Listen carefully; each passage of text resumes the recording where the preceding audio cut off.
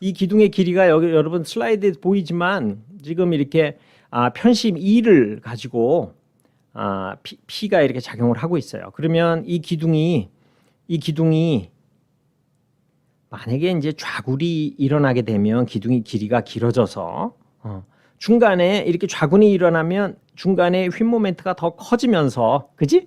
편심을 실질적으로는 편심이 2였었는데 여기에 추가적으로 2차적으로 늘어난 이 처짐 때문에 이 부분은 편심이 2 플러스 델타가 돼버렸네. 그지? 그래서 고층 빌딩 높은 장주를 설계할 때 여러분들이 P델타 이펙트, 드리프트 이펙트, 세컨더리 이펙트 이런 말을 계속 듣게 되는 거예요. 왜? 처음에는 편심이 2밖에 없었는데 하중을 받으면서 이 장주에 의한 여러 가지의 효과나 영향 등을 받으면서 여기에 델타만큼의 처짐이 2차적으로 생기니까 이 부분은 이 편심 플러스 요 처짐, 추가적인 처짐만큼의 편심이 이렇게 커진 거잖아. 그러면 여기에 작용하고 있는 모멘트는 P 곱하기 E 더하기 P 곱하기 델타가 되잖아. 저 P 델타 이펙트에 대한 요 고려를 초고층이나 장주 설계할 때 잘 고려하지 않으면 안 돼요. 그럼 여기에서 우리가 한 가지 의문점이 존재해. 뭐가? 이 PE는 금방 이 편심은 구할 수가 있지만 이 P 델타는 실질적으로 여기에서 발생하는 처짐을 정확하게 계산해야만 우리가 2차적인 모멘트를 계산해낼 수 있잖아. 근데 저거는 매번 그렇게 계산하기가 쉽나? 그렇지 않지. 요즘은 기둥 설계하거나 아니면 초고층 ETAPS라든지 뭐 이런 아주 좋은 소프트웨어가 많이 나와서 요거를 우리가 해석할 수가 있어요. 해석할 수가 있어서 델타를 우리가 추정을 하지만 좌굴이 돼서 여기 있는 기둥의 재료적인 여러 가지의 특성이 이제는 더 이상 탄성에 머무르지 않고 비선형의 상황으로 들어가게 돼버리면 이 부분에 대한 것들은 비선형에 대한 해석을 통하지 않으면 정밀하게 이 부분에 추가적으로 발생하는 세컨더리 이펙트, 즉 저 델타를 정확하게 찾아내기가 대단히 어렵다는 거예요. 아주 탁월한 소프트웨어를 사용해도 추가적으로 얘 델타를 정확하게 끌어내서 그 값을 우리가 확보하기 전에는 여기에 이 P 델타, P 곱하기 델타가 만들어내는 추가적인 모멘트 값을 정확하게 이해하기가 어렵다는 거지. 근데 그 추가적인 P 델타의 모멘트를 정확하게 계산해내지 않고 이 기둥의 단면을 정확하게 설계할 수가 없잖아. 그러니까 여기가 우리가 갖고 있는 딜레마예요. 이게 여기 P 델타 이펙트에 의한 추가 모멘트가 2차적으로 생기는 건 분명히 알고 있는데 이 부분에 대한 것은 정확하게 하중이 작용한 이후에가 아니면 정확하게 얘를 예측하기가 어렵다는 거지.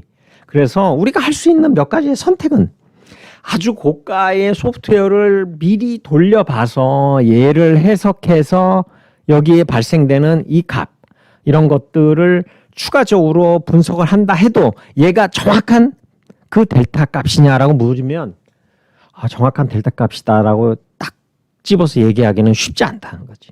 그래서 여기에서 우리는 편의상 설계를 할 수 있는 사람들을 위해서 편의상 요 P 곱하기 2로 계산되는 요 모멘트에 어느 정도의 보수적인 값 여기에서 나오는 요 모멘트에 예를 들어서 4배 아니면 3배 이렇게 모멘트를 확대해서 너 설계를 하면 크게 문제가 없더라라고 얘기하는 모멘트 확대 계수라고 하는 값을 설계 코드에 넣을 수밖에 없다는 거지. 그렇지? 어떻게 계산할 거야 이거? 2차적으로 하중이 작용을 해서 여기에 추가적인 처짐이 생겨야만 얻어낼 수 있는 이 2차적인 모멘트 값.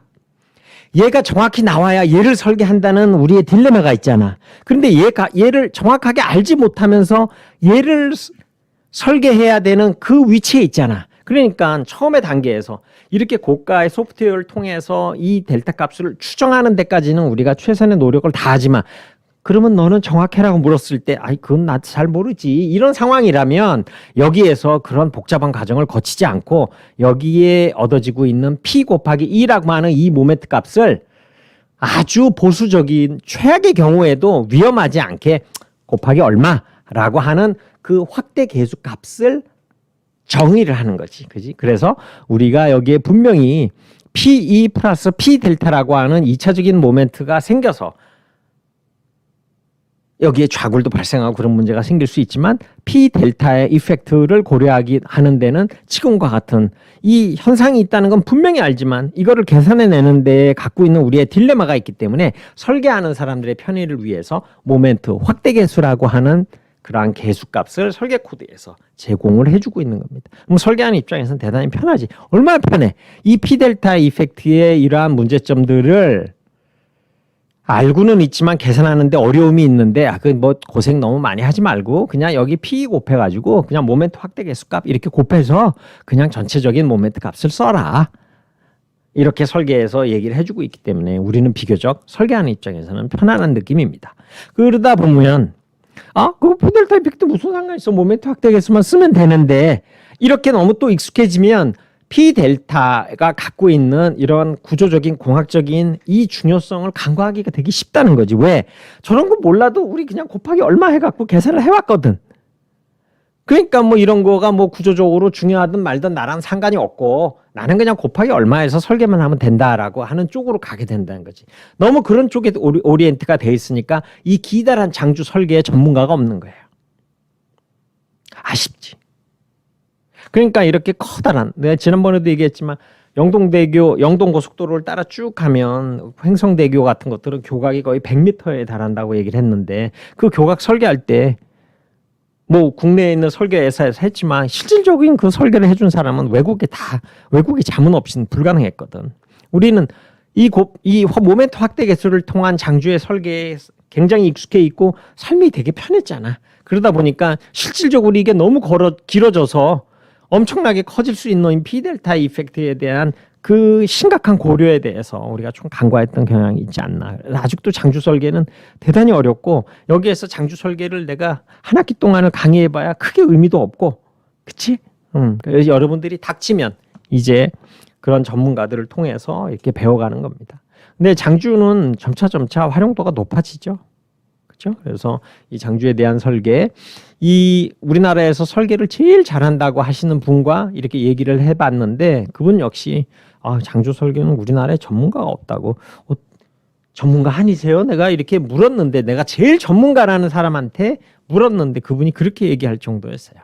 우리나라에는 장주에 전문가가 없다고.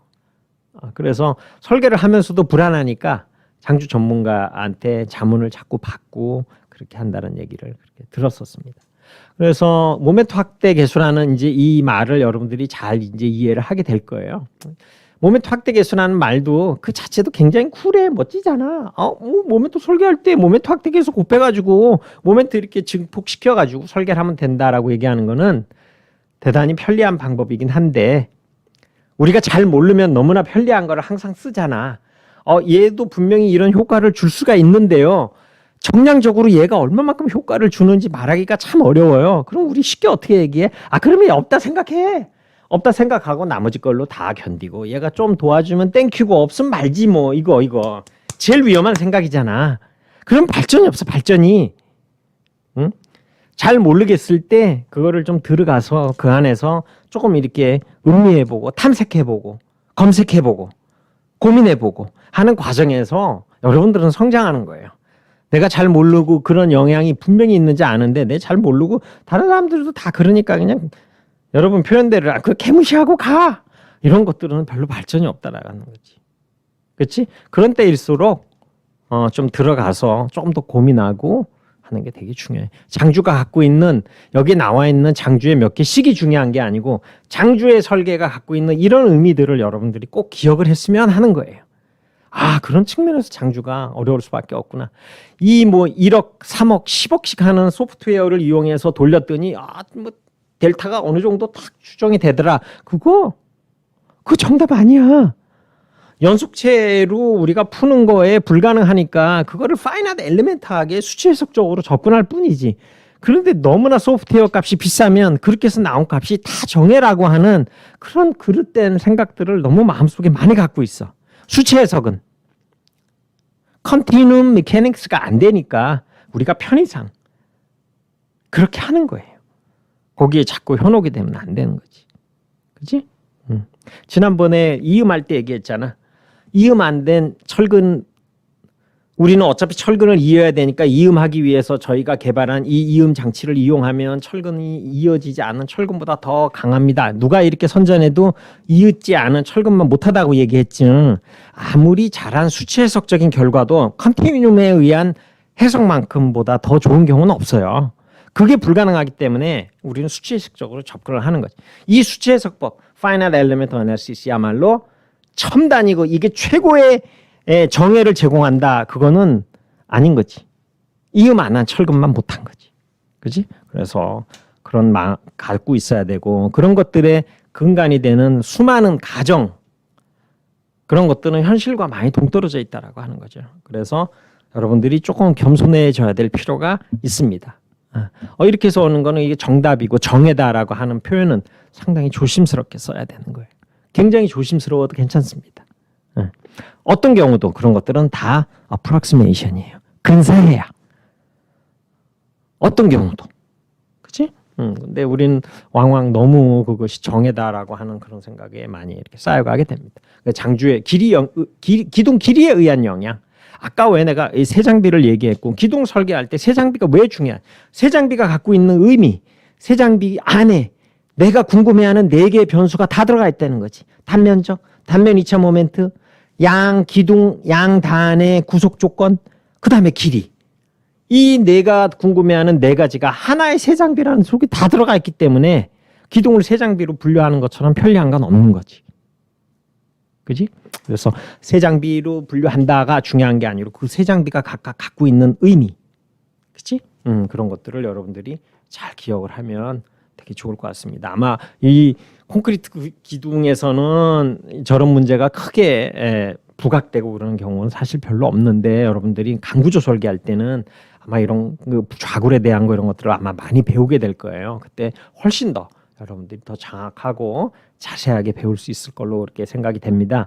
그래서 너도 할 수 있고 나도 할 수 있는 단주의 설계 그런 것보다 장주 그런 것들은 실질적으로 잘 할 수 있지 않더라도 관심을 갖고 한번 지켜봐 주는 거예요. 아니 모멘트 확대기에서 써서 그냥 증폭해서 곱하기 몇 해가지고 이렇게 해서 쓰면 되더라. 그게 아니고 그 이전 그 이면에 있는 모멘트 확대 계수를 우리가 편의상 쓸 수밖에 없지만 실질적으로는 이러한 어려움이 있구나. 이런 딜레마가 우리한테 있구나. 앞으로는 이런 거를 풀어야 되는데 설계 코드가 좀 더 좋아지기 위해서는 그냥 모멘트 확대 계수라는 개념보다 어떤 개념이 좀 들어와야 될까. 근데 설계 코드는 너무 복잡해지면 또 안 되잖아.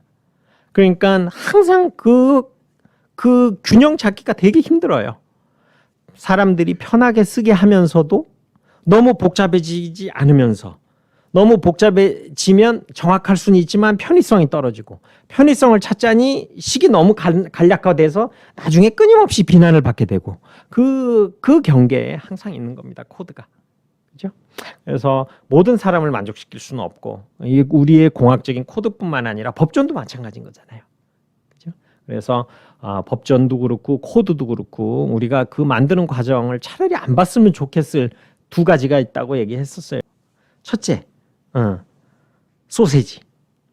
돼지가 들어가서 소세지가 나오는 과정은 차라리 안 보는 게 낫다라는 표현이 있고 서양에서도 2번째가 코드예요. 법규. 왜냐하면 어떤 쪽으로 만들어도 항상 한쪽은 불만이 있기 마련이거든. 다 만족시킬 수는 없고.